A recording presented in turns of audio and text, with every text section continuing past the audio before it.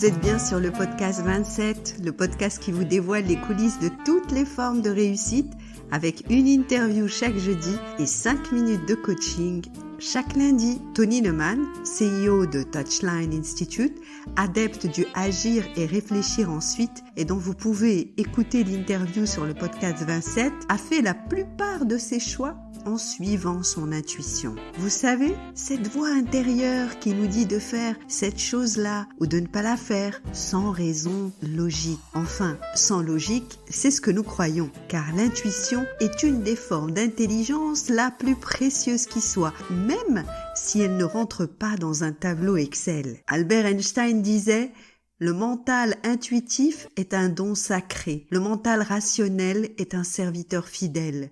Nous avons créé une société qui honore le serviteur et qui a oublié le don. Et ça marche comment, l'intuition ? D'un côté, nous avons le cerveau inconscient, rempli de tout ce que vous savez déjà. Et de l'autre côté, toutes les informations que ce cerveau reçoit chaque jour. Notre intuition, c'est le lien que notre cerveau fait entre ce qu'il sait déjà et ces nouvelles informations. Comme un GPS intérieur qui ferait disparaître le brouillard et nous indiquerait la voie dans un raisonnement qui va beaucoup trop vite pour qu'on s'en rende compte. L'intuition fait le tri entre toutes ces informations et va à l'essentiel. Christophe Haag, chercheur en psychologie sociale, nous l'explique par l'analogie de l'album photo de nos expériences passées se trouvant dans notre cerveau inconscient. Si vous vous retrouviez dans une situation inédite, voire d'urgence, votre cerveau va puiser dans son album souvenir, le relier à la situation actuelle pour vous donner la clé, en vous rappelant une expérience ou une émotion passée, et il va le faire à une telle vitesse que vous ne vous en rendrez pas compte. Mais peut-on faire confiance en notre intuition ? Des chercheurs d'Harvard ont montré qu'il suffisait au cerveau intuitif de seulement 39 millièmes de seconde pour déterminer le degré de dangerosité physique ou psychique de la personne que vous avez en face de vous. Et vous l'avez déjà ressenti, ce malaise incompréhensible face à cette personne qui avait l'air pourtant si sympathique, n'est-ce pas ? Alors oui,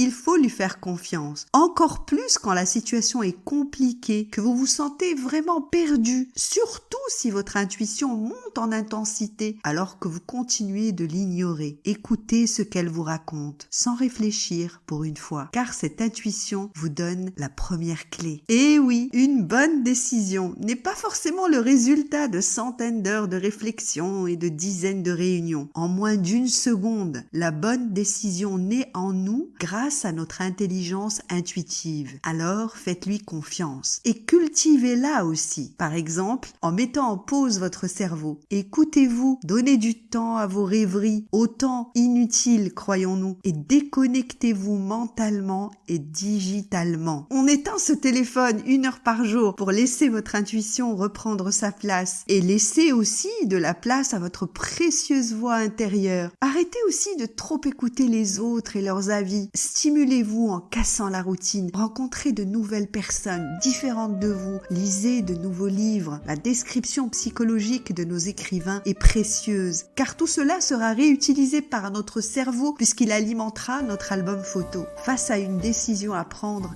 réfléchissez dans votre deuxième langue, car votre manque de vocabulaire vous permettra d'aller à l'essentiel. Faites confiance en votre intuition, cet algorithme intime. Et à jeudi pour l'interview qui en parlera aussi d'algorithmes, mais différemment, toujours sur le podcast 27.